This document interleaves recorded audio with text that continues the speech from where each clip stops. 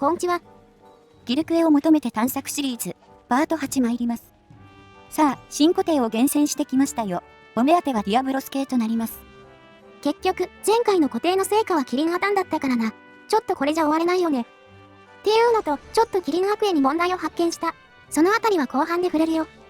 ということで、1匹目からディアブロスです。7割でディア原種かアシュに派生しますね。その他はキリンアシュとクシャルが 15% ずつだね。クシャルの両クエも密かに欲しいんだよな。クシャルは体力がレベル140ワースト5です。それでいて報酬がいいので、慣れたら楽しそう。その分竜巻と飛行地獄だけどな。あいつもちゃんと練習したいところだ。おお、ひるむ。やっぱりアシュより一回り弱くていいね。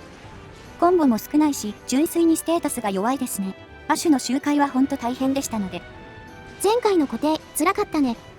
よし、狩猟完了だ。それじゃ、アルセルタスの出現を待とう。さあ、アルセルタスです。こっちも原種なんで、速攻で終わるでしょう。この子はドスラントクックと、あとなぜかラージャンにも縁があります。確率は低いけど絡むだけ偉いよね。1% でもあれば派生には困らない印象。じゃ、サクッとやるか。あ、本当にさっくりいきましたね。30秒くらいで終わりました。これでラー手に入るんならいいよね。意外と狙い目モンスターかこいつ。よし、次はカブラアッシュだ。こいつが一番面倒かな。爆速で車庫入れを連打してきます。原種の数倍やりたくないですね。しかし、今更この子を見られるのもここくらいでしょう。せめて安らかに。ストーリーズ3で出れるといいね。まあどっちでもいいけど。はい、無事終わりました。派生先はティア、バサー、サザミなどになります。意外と手堅いラインナップしてんな。そこは褒めてあげよう。で、次はザザミアシュだね。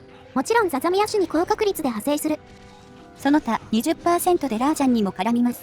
この子も割かし良さげな派生が狙えますね。ただ、移動ブレスやら先行やらで面倒です。個体によりタイムがブレがち。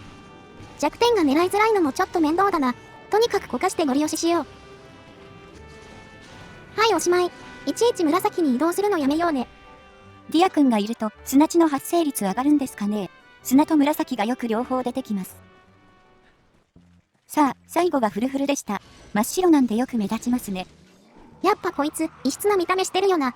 元がバイオのクリーチャーって噂が立つのもわかる。バイオにもサイヒルにも出てきそうですよね。会社違いますけど。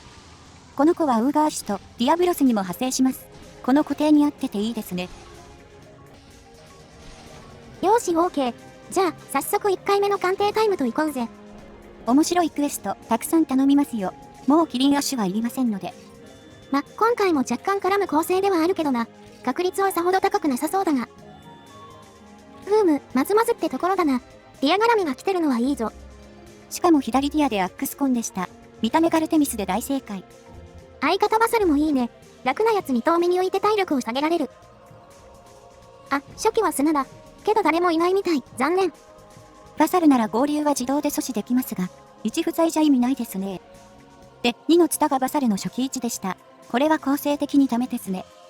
だね、これはディア追いかけるの面倒だぞ。ディア初期位置は紫だった。流差が少ないタイプで良さそうなのに。これ惜しいですね。マップの順序次第では普通に採用圏内でしたが。ということで2周目。なんかこの固定、良さげな匂いがするぞ。ステクエが出づらい構成な気がしますね。これで保存しておきたいくらい。おお、なんかおもろそうなの出てるやん。ガチで当たり固定かも。クシャルがここで2つ来てくれましたか。彼も厳選ちょい大変なんですよね。竜巻考慮すると、市川以外は即切りだからね。ここで当たりが来るなら嬉しいぞ。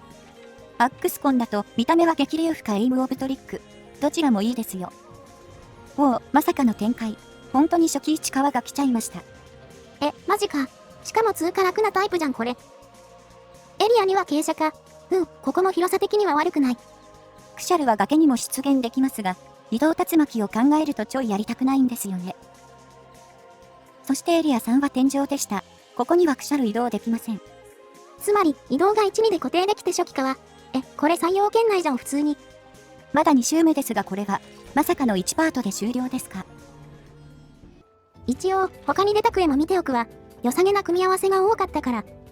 クシャル2つ目、今度はハンマー系ですか。プロメテと極金ですね。クシャルって武器の見た目いいな。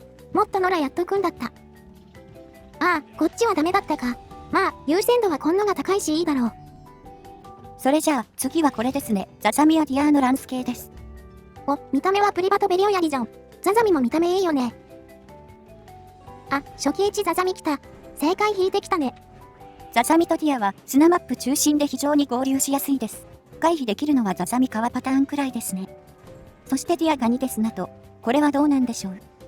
ザザミ次第だけど、結構移動のイメージあるんだよな。ちょい怪しいね。それで、エリア3止まりで紫か。幸い流差は少なめのパターンだ。マップはエリア3まで。となると、合流ケアはかなり難しそうですね。っていうか無理だろうね。パーティーならありだったな。さ、次はバサーディアーだ。前回もちょこちょこ出た組み合わせ。こちらは合流ケアが完璧です。マップやいかに。おっと、1月だ。しかもバサルの初期ここか。エリア1は合格ですね。さて、2以降はどうか。ああ、残念、流差でした。そう簡単にはいかんか。さあ、そんなわけで固定は一段落した。次は気になってることを確認しに行くぞ。こちらのキリン足単品クエ、前回の固定で入手したものですね。癖のないマップ構成に初期1、そしてエクリプスボグが掘れる両クエのはずですが。いやね、キリンアッシュ自体に問題はないんだよ。戦いやすいし、85点の評価は正しいと思う。まあ、百聞は一見にしかずだ。とりあえず普通に戦っていこう。ちなみに、発見を遅らそうとして煙焚いてますが、全く意味ないです。さて、だいたい2分半くらい経過した。そろそろ問題点がわかるはずだ。見た感じ大丈夫そうですけどね。体力も低いですし。あれ、今何か。はいこれ、ドスラン君の登場だよ。このクエ、普通に乱入が発生するんだ。あれ、極限と古流クエストでは乱入は発生しないはずでは。そこが落とし穴でね。キリンとその亜種は例外で乱入が発生しちゃうんだ。これ知識としてあったのにな。すっかり抜けてたわ。よく見たら、環境不安定って思い切り書いてますね。これ乱入はまず切れなさそう。当然ながら140まで状態は変わらないので、常に乱入に怯えなくてはなりませんね。どんなに構成が良くてもこれじゃあねえ。ソロで回すにはあまりにも非効率だ。というわけで、あえなく不採用判定に、マジでもったいない。他の古流と極限が選ばれる理由、痛感しましたね。これからは手持ちのキリンアラーを回して、ナルキウミ掘るとしましょう。じゃ、ついでだ、こっちも見ちゃおうか。まあ、こっちはあんまり調整余地ないですがね。古流だし単品だし。しかし、川クシャをやるの多分初なので、眼色は楽しみです。116だとまだ初期黒風はないな。適当に開幕ためを狙っていこう。黒風状態でもギリためが入るようだが、ちょい慣れが必要そうだよね。クシャルは昼道管理が重要なので、開幕ミスると後に引きそうですね。頭小せえなこいつ、狙いづらいわ。竜巻も危ない。こりゃあしばらくは攻略が大変そうですね。ただ、136以降も先行が効くのはいいですね。絡め手が通るのは重要です。極限状態はガチンコにならざるを得んからな。石の管理まで必要だし。古流は1頭で終わって報酬もいいし、人気があるのも納得だな。といったそばから移動竜巻を食らいましたが、これも慣れるしかないんでしょうか。これだからひるみを取り続ける必要があるんだ。とにかく攻めるのみ。さあ、振り向き狙い。おりゃ。おしよし、ダウンいいよ。今のうちに操作に慣れておきたい。ダウン中は頭が非常に大きく動くので、正確に狙うのが大変ですね。ダウンを奪う際の距離感も大事です。これ次第で頭と首の間に挟まれてしまうので。DA ってこれを正確に当て続けるのか、とても真似できん。よーし、終わった。7分半とは思えんくらいお腹いっぱいだぜ。まあよく飛ぶし風起こしてくれますね。飽きないと言えば聞こえはいいが。調整は、まあ特になしでいいでしょうね。やはりクシャルやるならカワマストでした。移動竜巻置かれた時、マジでどうしようもないからな。初期1川以外は全部不採用でいいレベル。だが、これは収穫だったと言っていいだろう。キリノの罠があったしな。手持ちにアックスコンが増えてきましたが、まあそれは些細なことですね。あの後宝エリアも見たけど、2と3の間だった。移動範囲の間にないのもいいね。1と2の間だと確実にロスを生みますからね。キャンプ隣か最終エリアにあってほしいです。というわけで、いい感じのクシャルクエを入手しました。キリガは残念ながら消します。パート8の段階で気づけてよかったってところかな。乱入ありで周回なんてごめんだからね。となると、ディアー関連も考えものですね。バサルディアーなんて NG じゃないですか。やはり減少やるしかないようだな。また固定見つけてくるか。入手武器傾向も吟味したいところ。